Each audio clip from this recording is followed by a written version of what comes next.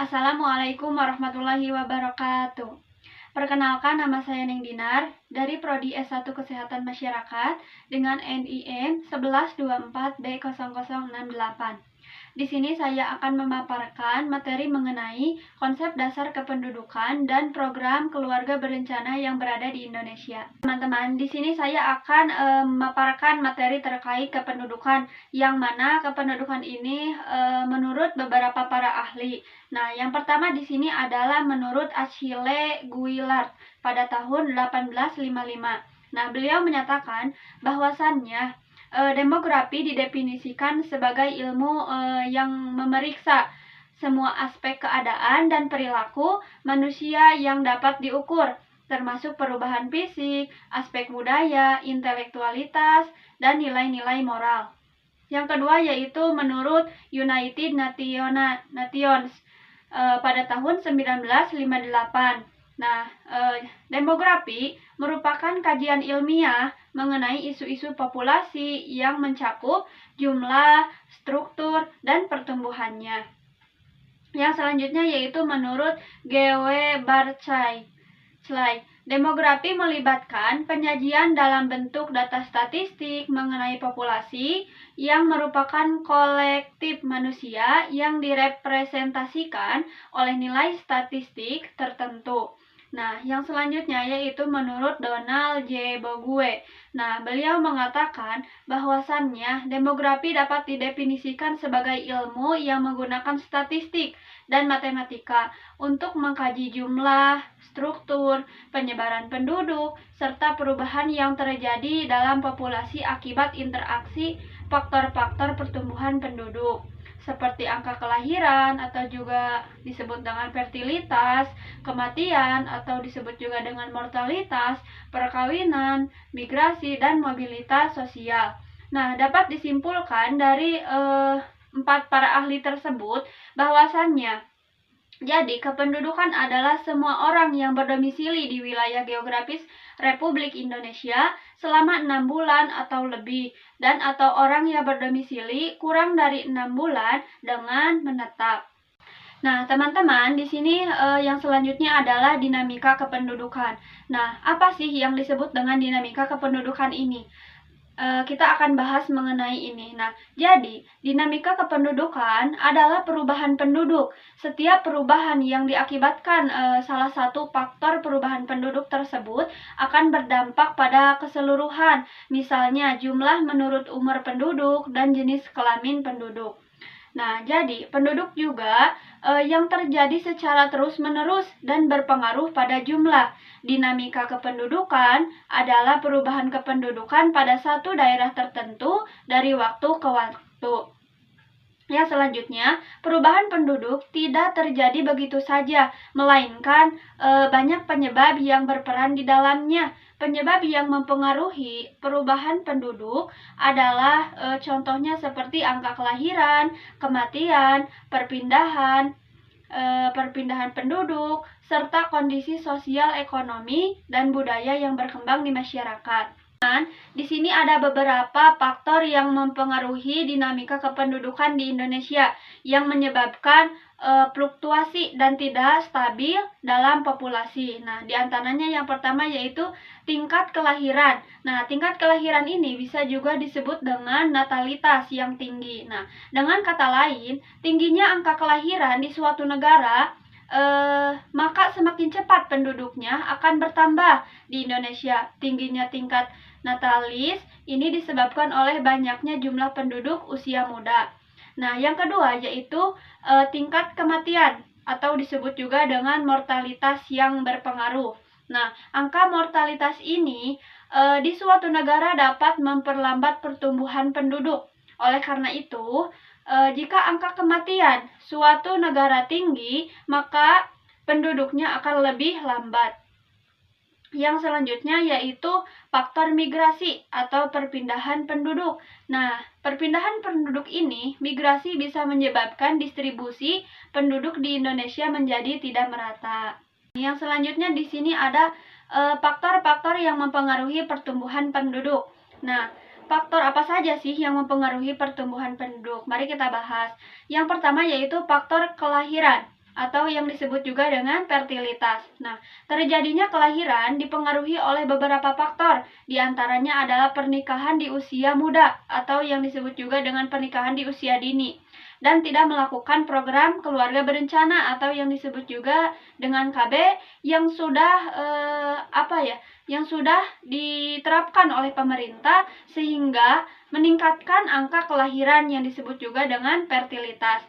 Nah, ada juga beberapa faktor di sini. Ada faktornya, ada 4. Di antaranya adalah yang pertama faktor kematian atau yang disebut juga dengan mortalitas. Yang kedua yaitu faktor kesehatan. Yang ketiga yaitu faktor penduduk yang datang atau disebut juga dengan imigrasi. Yang keempat yaitu faktor penduduk yang pergi yang disebut juga dengan emigrasi. Nah, teman-teman, dengan adanya kelahiran seorang anak, maka akan menambah jumlah penduduk di daerah tersebut, sehingga mengakibatkan pertumbuhan penduduk yang begitu banyak. Nah, di sini ada faktornya ada 4, kita akan bahas satu persatu.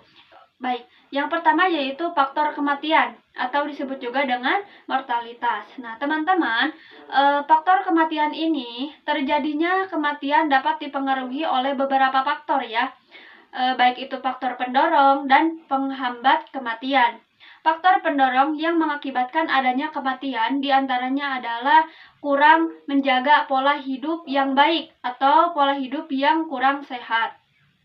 Nah, yang kedua yaitu faktor kesehatan. Nah, teman-teman perlu tahu ya, faktor kesehatan ini yaitu seperti tingkat kemiskinan yang berlebihan, saran dan prasarananya di daerah tersebut kurang, sehingga mengakibatkan kemiskinan yang tinggi begitu. Contohnya seperti kurangnya akses pelayanan kesehatan, rumah sakit, klinik, puskesmas, apotik, dan lain sebagainya, yang menyebabkan adanya wabah penyakit sehingga kurangnya asupan gizi dan pola makan yang tidak teratur.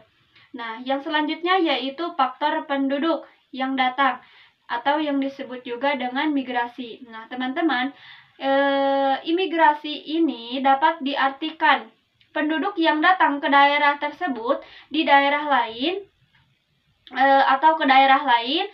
Imigrasi ini dapat menyebabkan peningkatan jumlah penduduk yang berada di daerah tersebut. Nah, jadi yang mana menumpuknya di suatu daerah seperti itu. Yang selanjutnya yaitu faktor penduduk yang pergi atau disebut juga dengan emigrasi.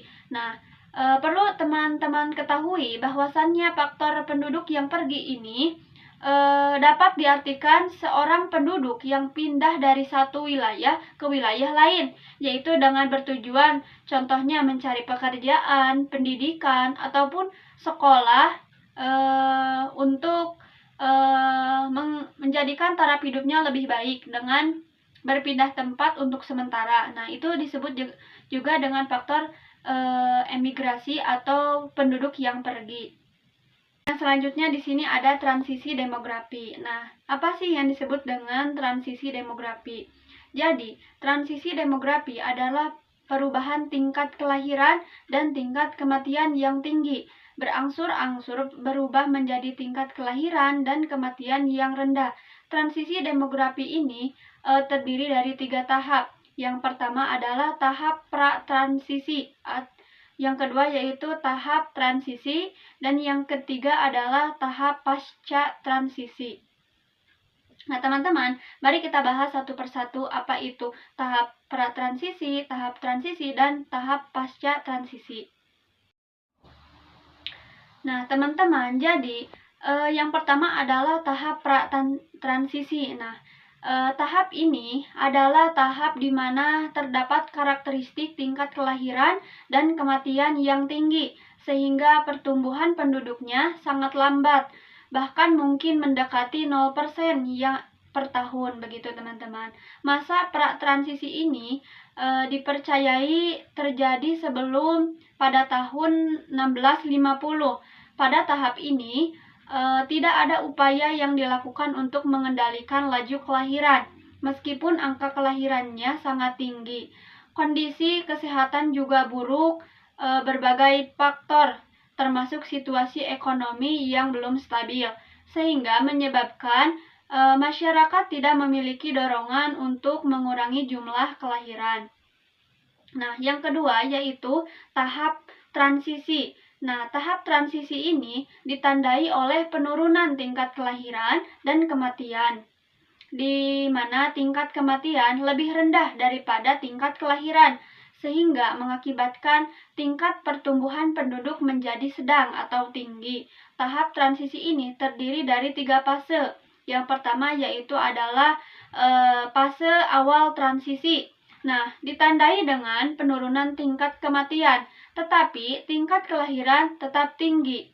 Dengan tingkat kematian yang turun, namun tingkat kelahiran yang masih tinggi, ini menyebabkan tingkat pertumbuhan penduduk menjadi sedang atau tinggi.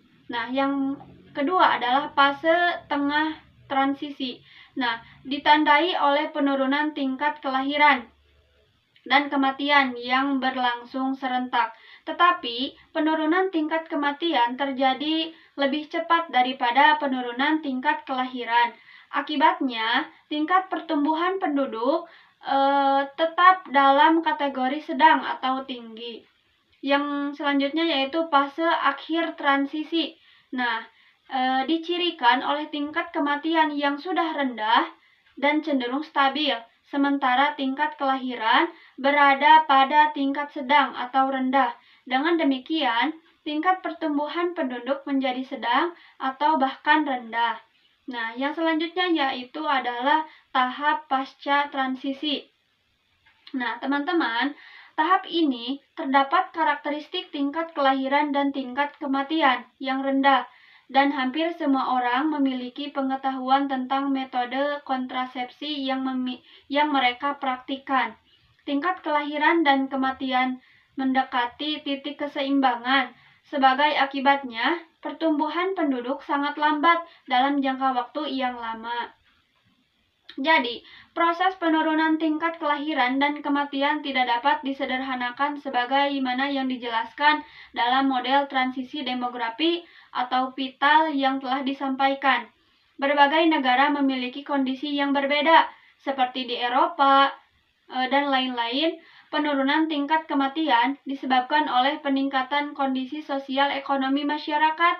Sementara di negara-negara sedang berkembang, penurunan tingkat kematian terutama disebabkan oleh penggunaan obat-obatan modern, dan negara sedang berkembang dan negara yang berkembang juga lebih banyak disebabkan oleh penggunaan alat kontrasepsi yang efektif. Pemerintah juga serius dalam menangani masalah kependudukan, sehingga penurunan tingkat kelahiran terjadi lebih cepat daripada di negara maju.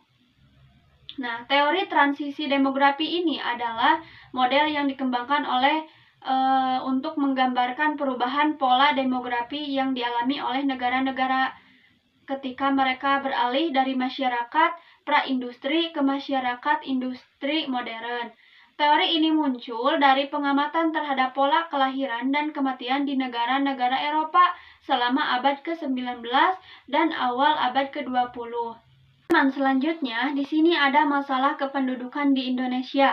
Nah, masalah apa saja sih yang berada di Indonesia? Yang pertama yaitu pembangunan suatu bangsa berkaitan erat dengan permasalahan kependudukannya. Suatu pembangunan dapat berhasil jika didukung oleh subjek pembangunan, yakni penduduk yang memiliki kualitas dan kuantitas yang memadai. Seperti apa masalah kuantitas dan kualitas penduduk di Indonesia? Nah, yang pertama yaitu permasalahan kuantitas penduduk. Di antaranya adalah jumlah penduduk di Indonesia. Yang kedua yaitu pertumbuhan penduduk di Indonesia. Yang ketiga, kepadatan penduduk di Indonesia. Yang keempat, susunan penduduk Indonesia. Nah, yang kedua yaitu permasalahan kualitas penduduk di Indonesia. Nah, yang pertama yaitu adalah tingkat kesehatan. Yang kedua, tingkat pendidikan. Nah, masalah-masalah kependudukan berimbas pada masalah sosial. Berbagai masalah sosial yang muncul antara lain penduduk miskin, gizi buruk, banyak anak jalanan, bertebaran peminta-peminta atau yang disebut juga dengan gelandangan, kesehatan tidak terurus, perumahan kumuh, pendapatan rendah, pemutusan hubungan kerja atau PHK, rawan kejahatan, tindak kriminal, dan beragam persoalan sosial lainnya. Nah, teman-teman, dari poin-poin tersebut saya akan membahas satu persatu. Nah, yang pertama adalah permasalahan kuantitas penduduk. Nah, yang pertama adalah jumlah penduduk Indonesia. Nah, besarnya jumlah daya manusia Indonesia dapat dilihat dari jumlah penduduk yang ada. Apabila dibandingkan dengan negara-negara lain di dunia, jumlah penduduk Indonesia berada pada urutan keempat, terbesar setelah Cina, India, dan Amerika Serikat. Nah, yang kedua yaitu pertumbuhan penduduk Indonesia. Nah, peningkatan penduduk dinamakan pertumbuhan penduduk. Angka pertumbuhan penduduk di Indonesia lebih kecil dibandingkan Laos, Brunei, dan Filipina. Namun, secara sistematis, pertumbuhan penduduk 1,6% pada tahun 2003 masih tergolong kategori tinggi. Nah, yang selanjutnya yaitu kepadatan penduduk. Nah, kepadatan penduduk merupakan perbandingan jumlah penduduk terhadap luas wilayah yang dihuni. Ukuran yang digunakan biasanya adalah jumlah penduduk setiap 1 kilometer atau setiap 1 mil. Dengan demikian, ada wilayah berpenduduk padat dan ada pula wilayah yang berpenduduk jarang. Permasalahan dalam kepadatan penduduk ini adalah persebarannya yang tidak merata. Hal ini menyebabkan pada wilayah yang jarang penduduknya, kekayaan alam tidak terkelola dengan baik akibat kekurangannya sumber daya manusia. Sebaliknya, pada wilayah padat, penduduk terjadi kelebihan sumber daya manusia. Yang selanjutnya yaitu susunan penduduk Indonesia. Nah, jadi susunan penduduk Indonesia ini sejak sensus penduduk pada tahun 1961, piramida penduduk Indonesia berbentuk limas atau ekspansif. Artinya, pada periode tersebut, jumlah penduduk usia muda lebih banyak daripada penduduk usia tua. Susunan penduduk yang seperti itu memberikan konsekuensi. Nah, jadi upaya pemerintah mengatasi permasalahan kuantitas penduduk ini antara lain dengan mengendalikan jumlah dan pertumbuhan penduduk serta pemerataan persebaran penduduk. Contohnya diantaranya adalah pengendalian jumlah dan pertumbuhan penduduk dilakukan dengan cara menekankan angka kelahiran melalui pembatasan jumlah kelahiran, penundaan usia perkawinan, dan peningkatan pendidikan. Atau yang kedua yaitu usaha pemerintah yaitu pemerataan persebaran penduduk dilakukan melalui transmigrasi dan pembangunan industri di wilayah yang jarang penduduknya. Selain itu juga untuk mencegah migrasi penduduk dari desa ke kota, pemerintah mengupayakan berbagai program berupa pemerataan pembangunan hingga pelosok, perbaikan sarana dan prasarana pedesaan, dan pemberdayaan perekonomian atau ekonomi pedesaan. Nah, yang kedua yaitu yang tadi adalah permasalahan kuantitas penduduk di Indonesia. Nah, yang selanjutnya yaitu permasalahan kualitas penduduk di Indonesia. Nah, yang pertama di sini ada tingkat kesehatan. Nah, jadi tingkat kesehatan ini adalah kondisi kesehatan di Indonesia belum menunjukkan kemajuan. Berarti kondisinya masih jauh tertinggal bila dibandingkan dengan Thailand, Malaysia, Singapura, dan Filipina. Kondisi demikian terjadi karena masih rendahnya tingkat pelayanan kesehatan. Nah, pelayanan kesehatan yang ada masih belum memenuhi kebutuhan seluruh penduduk. Nah, seperti itu. Yang kedua yaitu tingkat pendidikan. Nah, tingkat pendidikan ini merupakan modal pembangunan yang penting di samping kesehatan. Kemajuan ekonomi disebabkan oleh keberhasilan dalam meningkatkan mutu sumber daya manusia, terutama di bidang pendidikan. Kemajuan pendidikan yang terdapat di Indonesia dapat dilihat dari lama sekolah dan tingkat melek huruf penduduknya. Nah, contohnya yaitu seperti lamanya sekolah. Nah, lama seseorang bersekolah dapat menunjukkan tingkat pendidikannya. Lama sekolah penduduk di Indonesia masih tergolong masih rendah gitu. Artinya, tingkat pendidikan masyarakat di Indonesia rata-rata masih berada pada taraf pendidikan dasar seperti itu.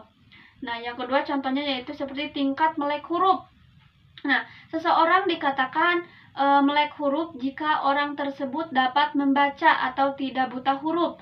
Angka melek huruf ini merupakan salah satu indikator kualitas penduduk suatu wilayah atau negara. Kemajuan tingkat melek huruf yang dicapai di Indonesia tergolong pesat. Kondisi sosial berbagai dampak dari masalah penduduknya. Di negara Indonesia, Indonesia dengan jumlah penduduk lebih dari 2 juta orang seperti itu. Pada tahun 2005, memang tengah dilanda masalah kependudukan.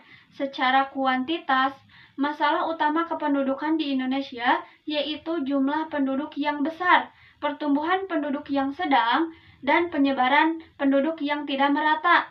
Permasalahan kependudukan menyangkut juga kualitasnya, seperti penduduk yang masih rendah pendapatan, pendidikan, dan kesehatannya.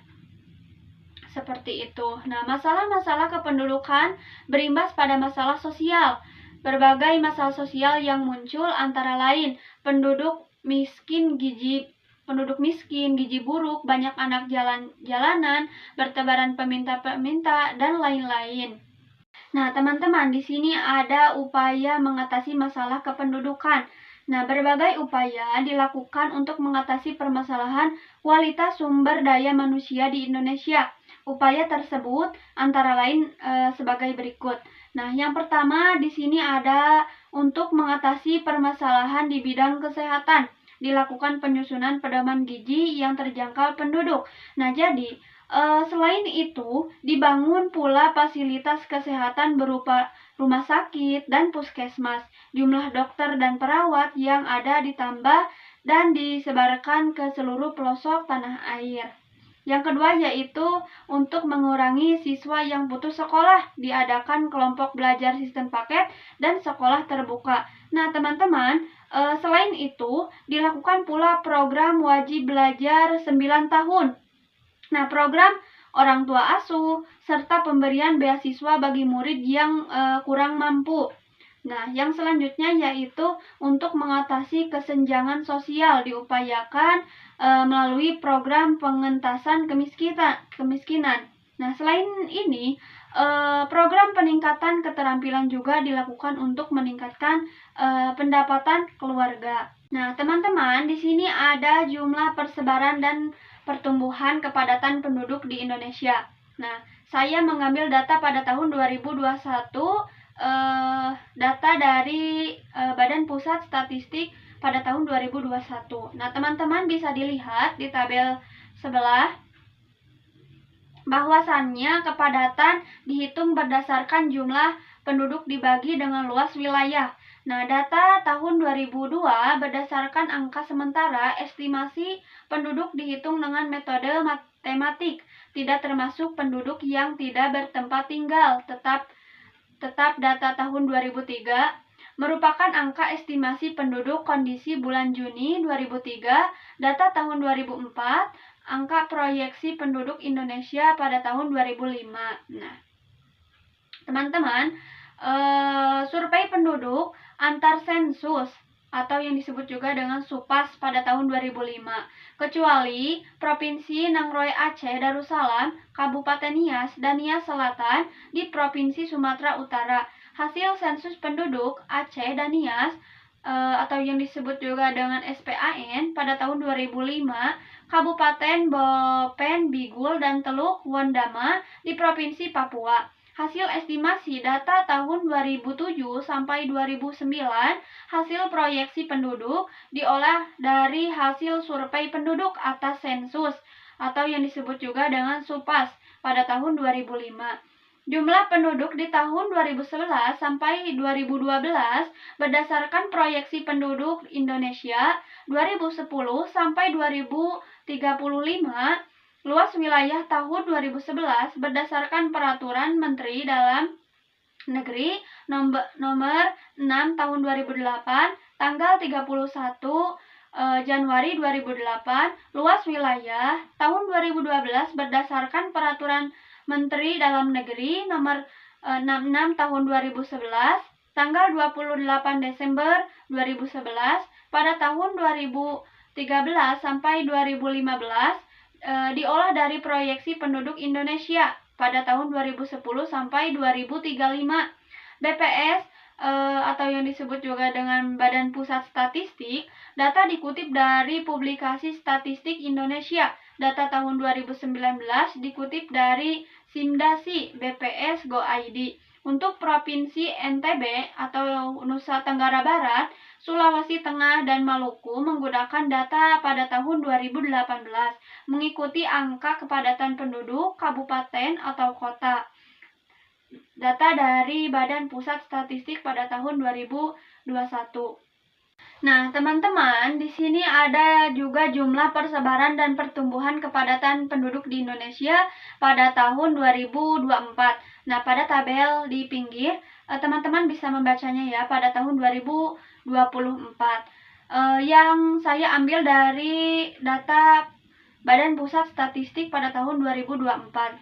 Nah, hasil proyeksi penduduk survei penduduk antar sensus atau yang disebut juga SUPAS pada tahun 2015 pertengahan tahun atau Juni 2020, hasil sensus penduduk SP 2020 September 2021 sampai 2022, hasil proyeksi penduduk interim 2020 sampai 2023 pertengahan tahun Juni dari data Badan Pusat Statistik pada tahun 2024.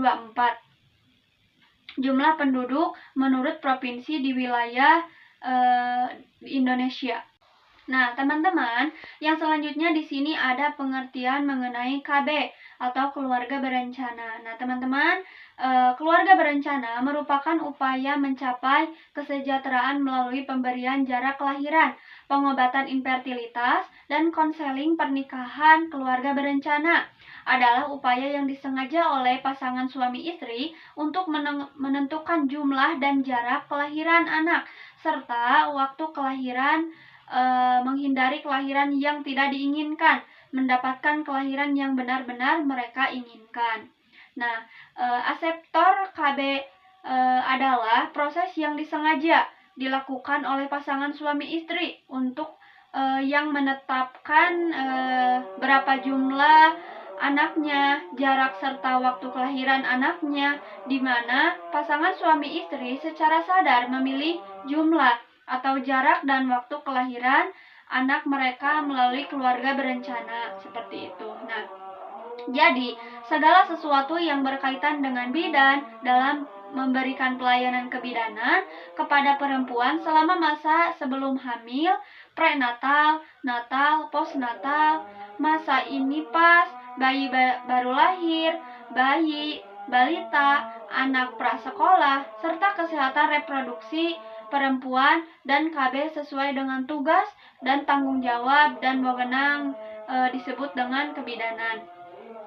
Nah, kemampuan memberikan pelayanan kebidanan secara komprehensif yaitu pada bayi baru lahir atau neonatus, bayi, balita, dan anak prasekolah, remaja, prahamil, hamil, bersalin, masa nipas, pasca keguguran, masa antara pelayanan KB, masa klimakturenium, kesehatan reproduksi dan seksualitas perempuan, pelayanan KB, serta keterampilan dasar praktik klinis kebidanan dikenal dengan kompetensi bidan yang dimiliki oleh lulusan pendidikan profesi bidan. Teman-teman, di sini saya akan memaparkan mengenai sejarah KB di Indonesia itu seperti apa. Nah, jadi sejarah KB di Indonesia, gerakan keluarga berencana atau KB yang kita kenal sekarang dipelopori oleh beberapa tokoh dalam negeri maupun luar negeri. Di negara Inggris pada awal abad ke-19, Upaya KB mula-mula timbul atas prakarsa sekelompok orang menaruh perhatian pada masalah kesehatan ibu. Maria Stopes pada tahun 1880 sampai 1950 menganjurkan pengaturan kehamilan di kalangan kaum buruh di Inggris. Margaret Sanger pada tahun 1883 sampai 1996 dikenal di Amerika Serikat dengan program birth control-nya, yang mana merupakan pelopor kelompok keluarga berencana modern. Nah, pada tahun 1917 didirikan National Birth Control League, dan pada November pada tahun 1921 diadakan Konferensi Nasional Amerika tentang pengontrolan kehamilan yang diketuai oleh Margaret Sanger pada tahun 1995. Ia mengorganisasikan konferensi internasional Margaret Sanger di New York yang menghasilkan pembentukan International Federation of Birth Control League. Selanjutnya pada tahun 1927 Margaret Sanger menyelenggarakan konferensi populasi dunia di Jenewa yang melahirkan International Women for Scientific Study of Population dan International Medical Group for the Investigation of Contraception. Pada tahun 1947, Margaret Sanger ikut mempelopori pembentukan Komite Internasional Keluarga Berencana yang dalam konferensi di New Delhi pada tahun 1952 meresmikan berdirinya International Planned Parenthood Federation atau yang disebut juga dengan IPPF. Federasi ini memilih Margaret Sanger dan Ramaran dari India sebagai pimpinannya. Sejak saat itu berdirilah perkumpulan-perkumpulan keluarga berencana di seluruh dunia, termasuk di Indonesia ini, yang mendirikan Perkumpulan Keluarga Berencana di Indonesia atau disebut juga dengan PKBI. Nah, sebelum PKBI didirikan di Indonesia, sudah banyak usaha-usaha yang dilakukan untuk membatasi kelahiran secara individual. Salah satu pelopor keluarga berencana itu adalah Dr. Sulianti Saroso dari Yogyakarta. Pada tahun 1957, beliau menganjurkan para ibu untuk membatasi kelahirannya, mengingat angka kematian bayi yang cukup tinggi, banyak tantangan yang dihadapi. Maka dari itu, Dr. Sulianti Saroso yang berasal dari gabungan organisasi wanita Yogyakarta maupun dari pemerintah waktu itu. Nah, pelayanan keluarga berencana ini dilakukan secara diam-diam di Poliklinik Kebidanan atau FKUI atau RSUP. Setelah mengadakan hubungan dengan IPPF serta mendapatkan dukungan dari para pelopor keluarga berencana setempat, pada tanggal 23 Desember pada tahun 1957, Perkumpulan Keluarga Berencana Indonesia atau yang disebut juga dengan PKBI resmi berdiri yang diketuai oleh Dr. R. Soeharto dalam kepengurusan PKBI. Nah, terlibat pula tokoh-tokoh non-medis seperti Nani Suwondo, SH, NY, Jamsuridjal, dan lain-lain. Nah, PKBI ini memperjuangkan perwujudan keluarga sejahtera melalui 3 macam usaha. Nah, yang pertama adalah mengatur kehamilan atau menjarangkan kehamilan. Yang kedua yaitu mengobati kemandulan. Serta yang ketiga adalah memberikan nasihat perkawinan. Nah, kegiatan penerangan dan pelayanan masih dilakukan secara terbatas. Hal ini mengingat masih banyak kesulitan dan hambatan, terutama KUHP pasal 283 yang melarang menyebarluaskan gagasan keluarga berencana ini. Nah, Pada tahun 1967 diadakan simposium kontrasepsi di Bandung. Dan dengan demikian, berita mengenai kontrasepsi diikuti oleh masyarakat luas melalui media massa. Pada Februari tahun 1967 diadakan Kongres PKBI pertama yang antara lain mengharapkan agar keluarga berencana ini berbagai program pemerintah segera dilaksanakan. Seperti itu. Pernyataan PKBI ini sangat tepat pada waktunya karena tahun 1967 ini Presiden Soeharto menandatangani deklarasi kependudukan sedunia bersama 30 kepala negara lainnya.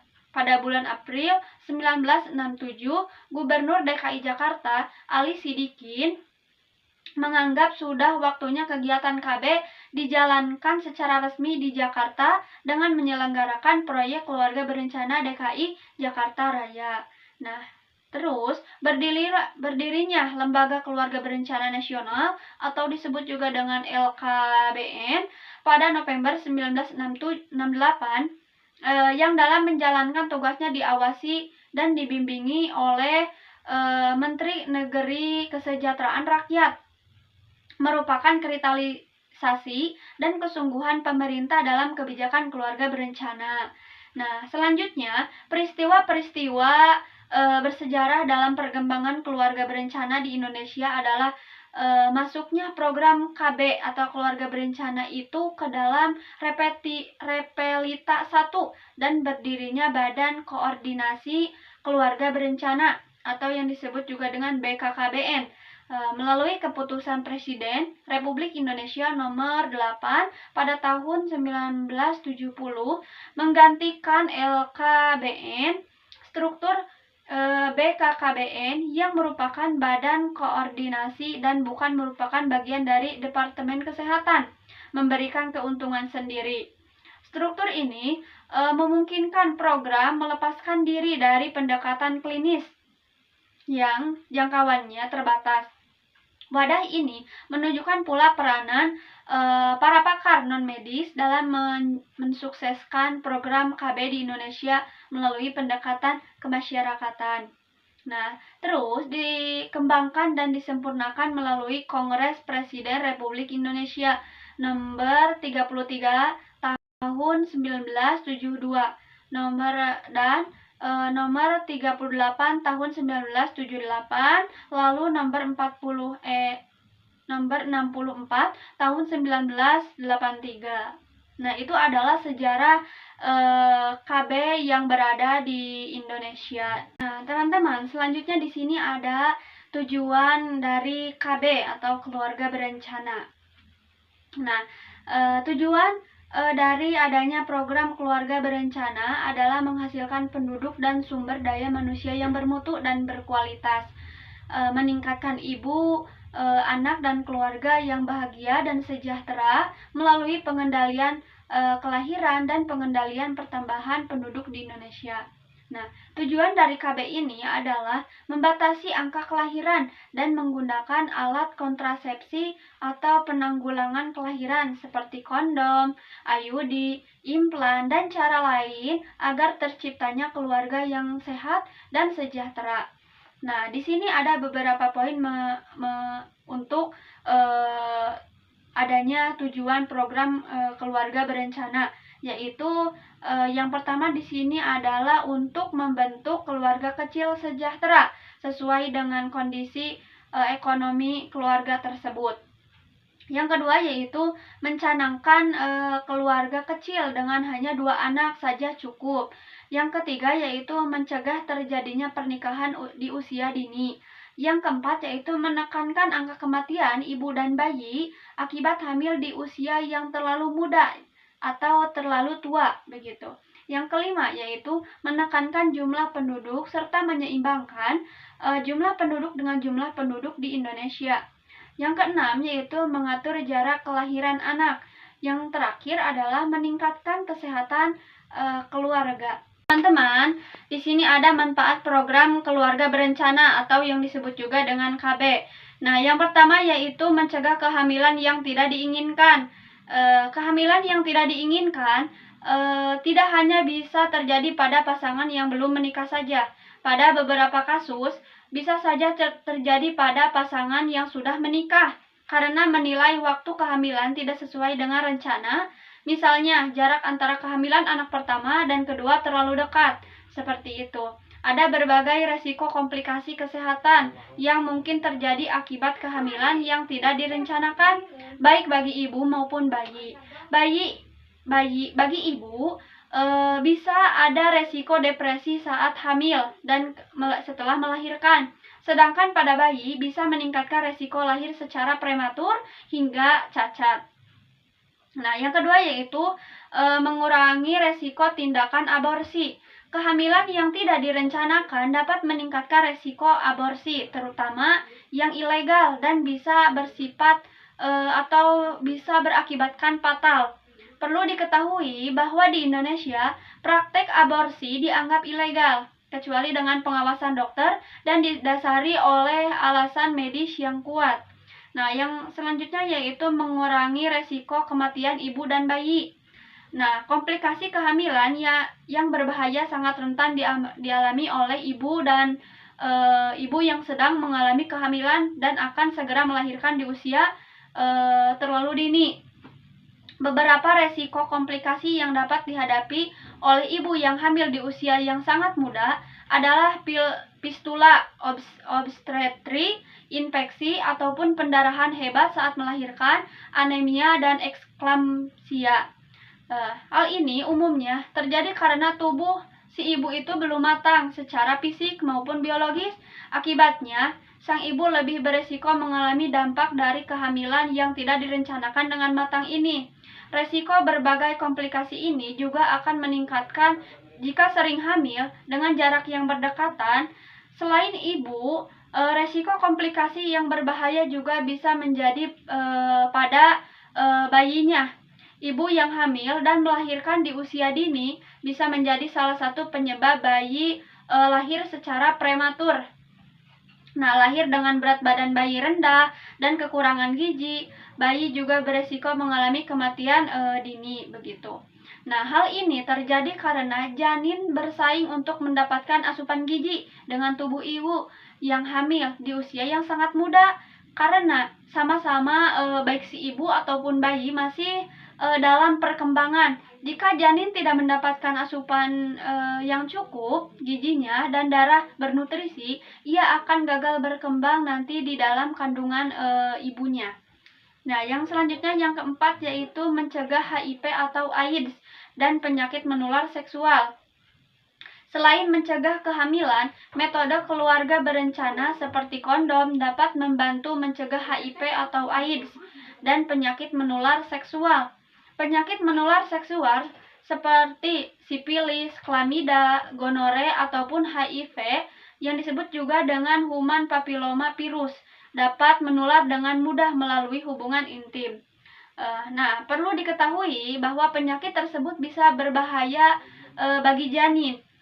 Ibu yang terinfeksi HIV atau HPV bisa menularkan penyakit tersebut pada bayinya dan mengakibatkan komplikasi secara serius. Oleh karena itu, program keluarga berencana juga diharapkan bisa mencegah resiko penyakit tersebut seperti itu. Yang selanjutnya yaitu menurunkan resiko terjangkitnya kanker rahim dan kanker serviks. Kanker ovarium merupakan tumor ganas yang terdapat dalam endometrium, yaitu lapisan dalam rahim tempat menempelnya ovum yang telah dibuahi. Sedangkan kanker serviks merupakan sejenis kanker yang menyerang bagian reproduksi wanita, terutama pada leher rahim. Di sini ada jenis-jenis alat KB atau alat keluarga berencana. Yang pertama adalah pil KB.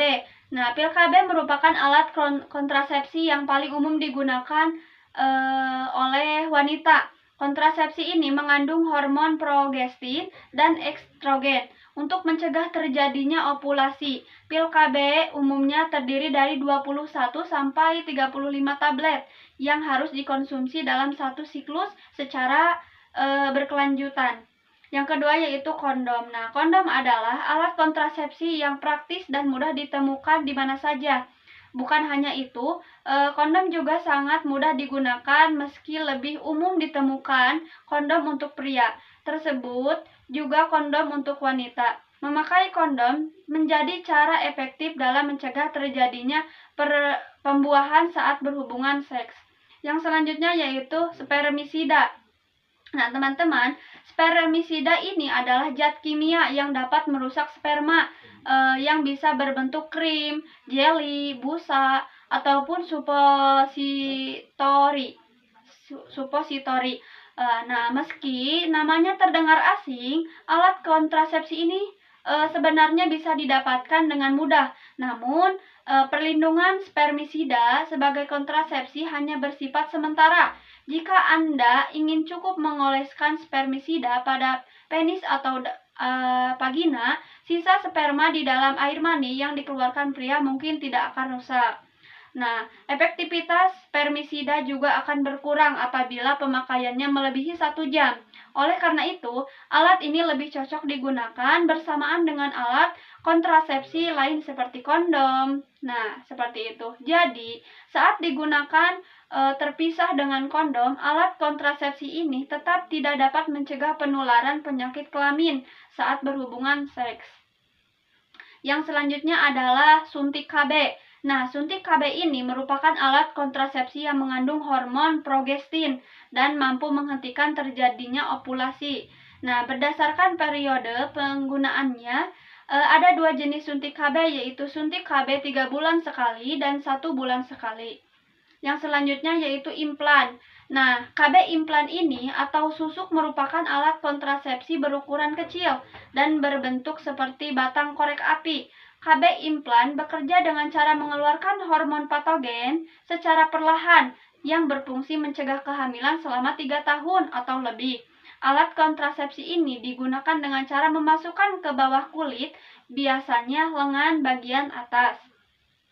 Nah, yang selanjutnya yaitu IUD. Nah, IUD atau yang disebut juga dengan intrauterina device atau yang disebut juga IUD adalah alat kontrasepsi berbahan plastik dan berbentuk menyerupai huruf T yang diletakkan di dalam rahim. Nah, IUD ini atau KB spiral dapat mencegah kehamilan dengan cara menghalau sperma agar tidak membuahi sel telur. Nah, jadi ada dua jenis IUD yang umum digunakan, yaitu IUD yang berbuat dari tembaga dan dapat bertahan hingga 10 tahun, serta IUD yang mengandung hormon yang perlu diganti setiap 5 tahun sekali. Nah, yang selanjutnya ada diafragma. Nah, teman-teman, diafragma ini adalah contohnya seperti berbentuk cup gitu, berbentuk bulat cembung, terbuat dari lateks atau yang disebut juga dengan karet yang insersikan ke dalam vagina sebelum berhubungan seksual dan menutup bagian dari serviks. Nah, teman-teman, di sini saya akan membahas mengenai strategi pendekatan KB. Nah, yang pertama yaitu pendekatan kemasyarakatan. Nah, pendekatan kemasyarakatan ini diarahkan untuk meningkatkan dan menggalakkan peran serta masyarakat yang dibina dan dikembangkan secara berkelanjutan. Yang kedua yaitu pendekatan koordinasi aktif, yaitu mengkoordinasikan sebagai pelaksana program keluarga berencana dan membangun keluarga sejahtera sehingga dapat saling menunjang dan mempunyai kekuatan yang sinergi dalam mencapai tujuan dengan menerapkan kemitraan sejajar. Nah, yang selanjutnya yaitu pendekatan integratif. Nah, pendekatan integratif ini memadukan pelaksanaan kegiatan pembangunan agar dapat mendorong dan menggerakkan potensi yang dimiliki oleh semua masyarakat, sehingga dapat menguntungkan dan memberi manfaat bagi semua pihak, begitu. Yang selanjutnya yaitu pendekatan kualitatif, yaitu meningkatkan kualitas pelayanan baik dari strategi pemberi pelayanan dan menerima pelayanan sesuai dengan situasi dan kondisi. Yang selanjutnya yaitu pendekatan kemandirian. Pendekatan kemandirian ini memberikan peluang kepada sektor pembangunan lainnya dan masyarakat yang telah mampu untuk segera mengambil alih peran dan tanggung jawab dalam pelaksanaan program KB secara nasional. Nah, ada juga selain yang 5 ini, ada juga yaitu pendekatan 3 dimensi. Nah, pendekatan 3 dimensi ini program KB sebagai pendekatan program KB nasional, di mana program tersebut atas dasar survei pasangan suami atau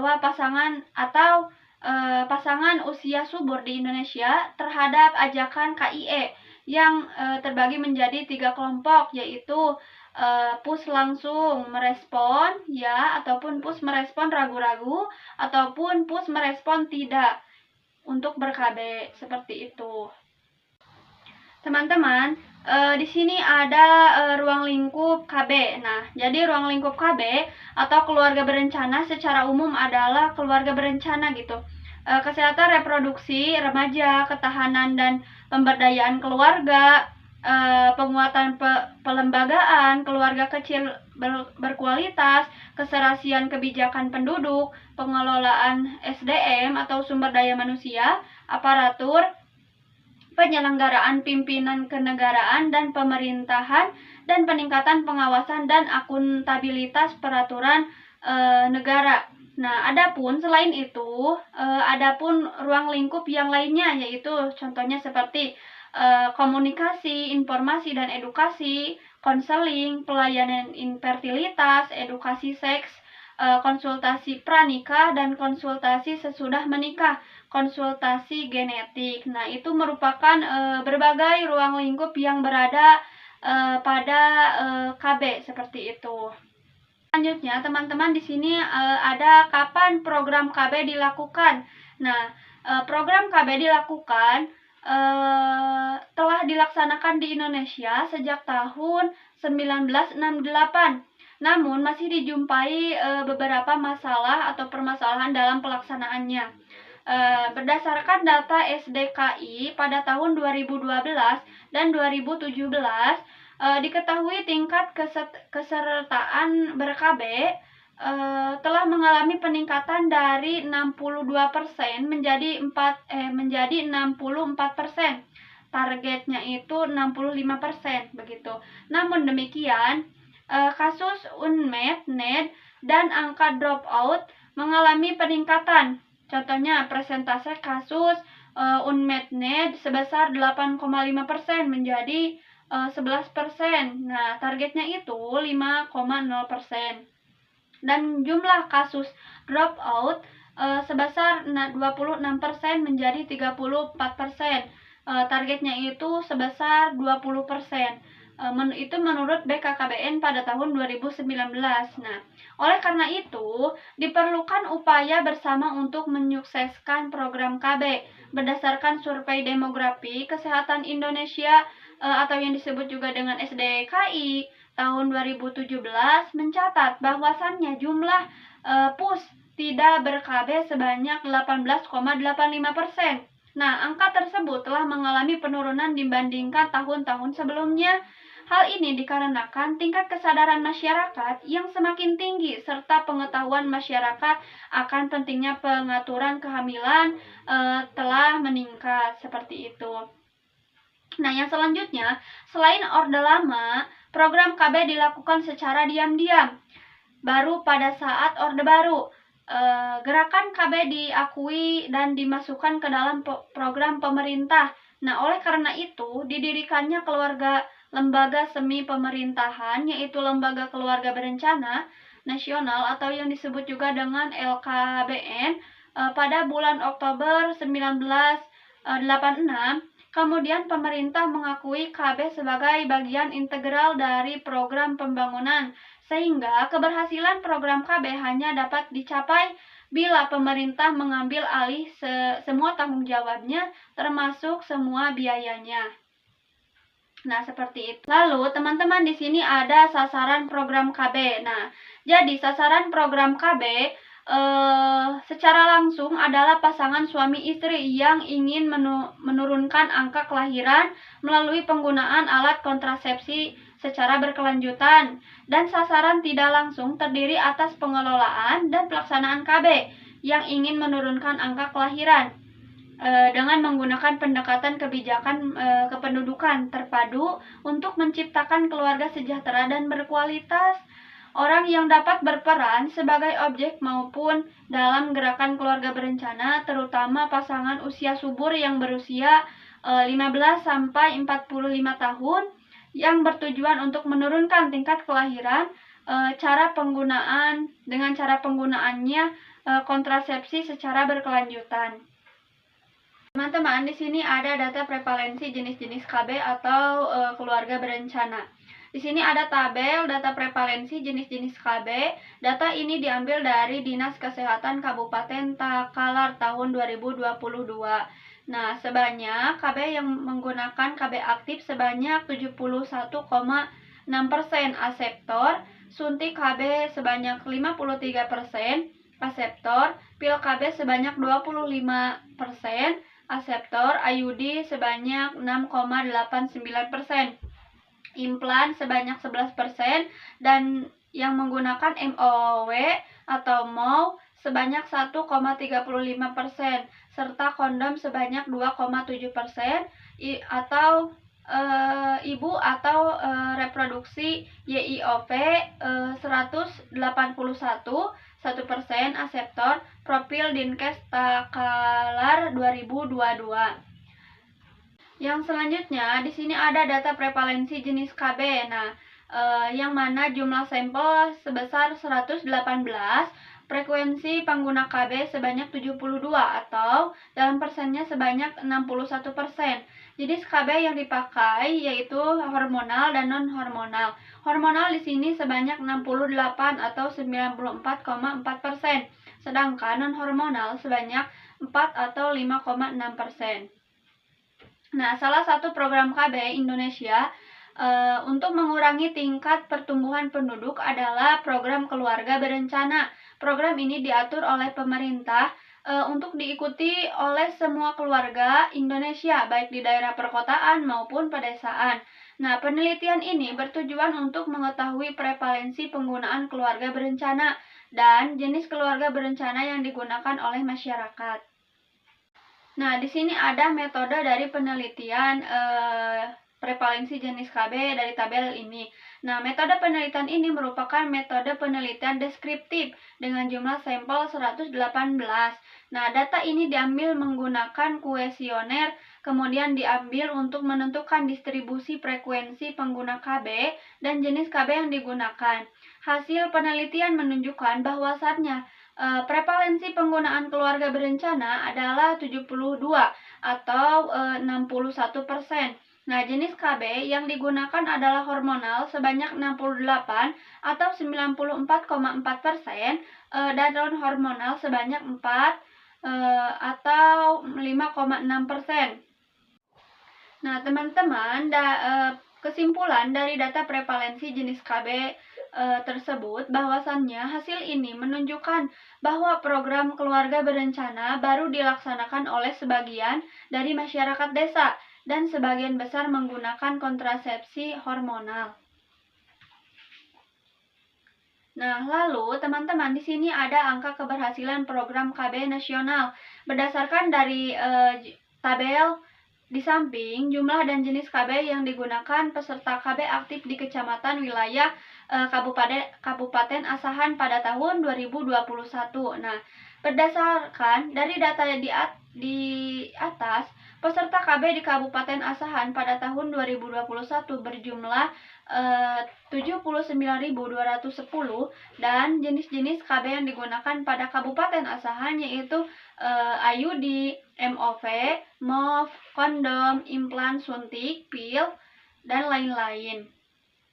Nah, inilah adalah jenis-jenis KB yang digunakan oleh peserta KB yang berada di Kabupaten Asahan pada tahun 2021. Nah, teman-teman bisa membacanya ya. Pada tabel 1.7 ini ada 25 kecamatan yang menggunakan baik itu IUD, MOV, MOV, kondom, implan, suntik, dan pil. Nah, teman-teman di sini ada jumlah atau persen dari hasil keberhasilan program KB nasional yang tadi.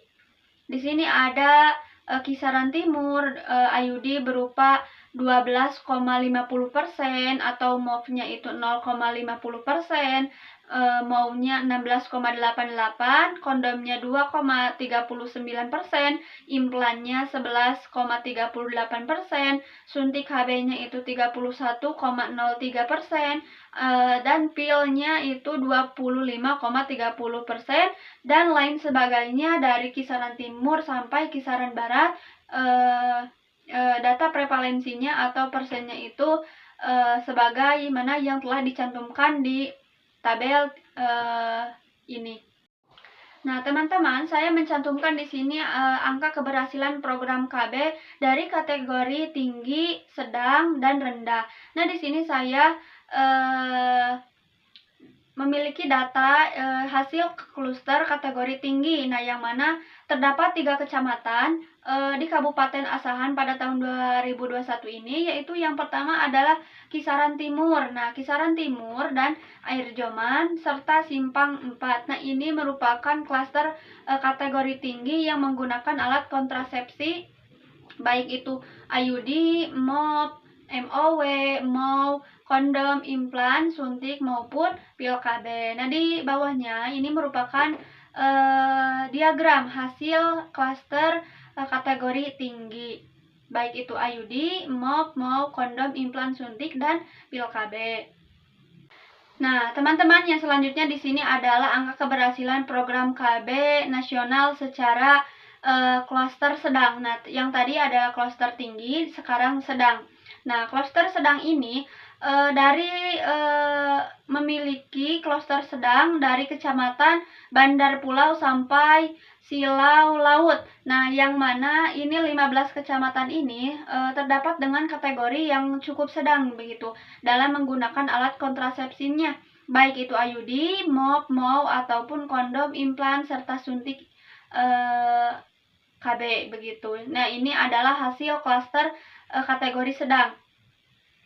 Nah, teman-teman, selanjutnya di sini adalah angka keberhasilan program KB secara nasional yang mana hasil dari klaster yang sangat rendah. Nah, di sini terdapat 7 kecamatan yang memiliki alat yang menggunakan alat kontrasepsinya itu cukup rendah begitu, baik dari Kabupaten Mandoge, Pulau Rakyat, Tanjung Balai, Air Batu, Saidada, Pulau Bandring, dan Kisaran Barat. Nah, ini merupakan kecamatan-kecamatan yang mana memiliki atau menggunakan alat kontrasepsinya yang cukup rendah. Nah, di bawahnya di sini ada hasil diagram hasil klaster kategori yang rendah pada kecamatan atau Kabupaten Asahan pada tahun 2021. Teman-teman, yang selanjutnya di sini ada data prevalensi keberhasilan program KB dari Sangatji gitu. Berdasarkan hasil analisis, pada tabel diperoleh hasil yaitu terdapat 27 responden, 54% dari ibu yang menggunakan aseptor KB mengalami keberhasilan program KB keluarga dengan baik, dan 23 responden atau 46% dari ibu lainnya mengalami keberhasilan program KB keluarga dengan kurang baik. Nah, hasil ini menunjukkan bahwa responden yang menggunakan KB dalam keberhasilan. Nah, program KB keluarga dengan kategori baik memiliki responden terbanyak.